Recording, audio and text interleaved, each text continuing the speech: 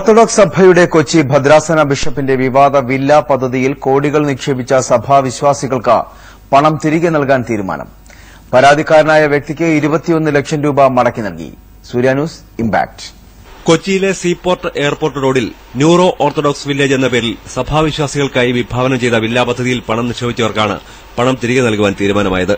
പ്രോജക്ടിന്റെ പേരിൽ 35 പേരിൽ നിന്നായി 8 കോടിയോളം രൂപ saint Gregorios orthodox welfare fund എന്ന ട്രസ്റ്റിന്റെ നേതൃത്വത്തിൽ വാങ്ങിയിരുന്നു. കൊച്ചി ഭദ്രാസനാധിപൻ യാക്കോബ് മാർ ഐറോനിയസ് മെത്രോപൊലിത്തയായി മുൻനിർത്തിയാണ് പദ്ധതിക്ക് തുടക്കമിട്ടതെങ്കിലും പദ്ധതി മുന്നോട്ട് കൊണ്ടുപോകാൻ കഴിഞ്ഞിരുന്നില്ല. ഇതേ തുടർന്ന് പണം നഷ്ടപ്പെട്ടവർ പരാതിയുമായി രംഗത്തെത്തിയിരുന്നു. ഇല്ലാത്ത ഭവന പദ്ധതിയുടെ പേരിൽ വിശ്വാസികളിൽ നിന്നും ബിഷപ്പും കോട്ടരും പണം തട്ടിയെടുത്ത സംഭവം സൂര്യാവാർത്തകൾ റിപ്പോർട്ട് ചെയ്തിരുന്നു.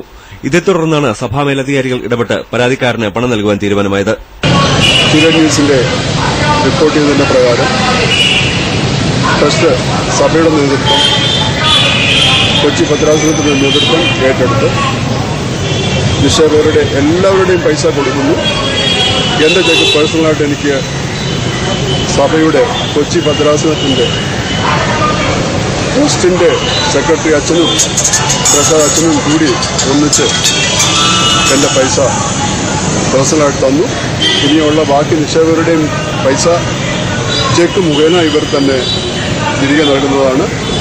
പദ്ധതിയിൽ പണം നിക്ഷേപിച്ച ബിജു ഡാനിയലിന് 21 ലക്ഷം രൂപയുടെ ചെക്കുകൾ കോട്ടയം പ്രസ് ക്ലബ്ബിൽ നടന്ന ചടങ്ങിൽ ട്രസ്റ്റ് ഭാരവാഹികൾ കൈമാറി.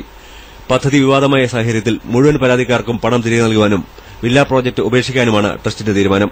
പദ്ധതി നടത്തിപ്പിനായി ഏൽപ്പിച്ച കരാറുകാരൻ ജിറ്റോ ജോസഫ് സഭ ഏൽപ്പിച്ച പണവുമായി മുങ്ങിയതിനെ തുടർന്നാണ് പദ്ധതി അവതാളത്തിലായതെന്ന് ട്രസ്റ്റ് ഭാരവാഹികൾ പറഞ്ഞു. ഓർത്തഡോക്സ് സഭാംഗമായിരുന്ന ജിറ്റോ ജോസഫ് ഇതിനിടെ മറ്റൊരു സഭയിലേക്ക് ചേക്കേറിയതായും ഇവർ ആരോപിച്ചു. ട്രസ്റ്റ് ഭാരവാഹികളായ ഫാദർ സണ്ണി വർഗീസ്, ഫാദർ ഏലിയാസ് തോമസ്, പരാതിക്കാരനായ ബിജു ഡാനിയൽ തുടങ്ങിയവർ പത്രസമ്മേളനത്തിൽ പങ്കെടുത്തു.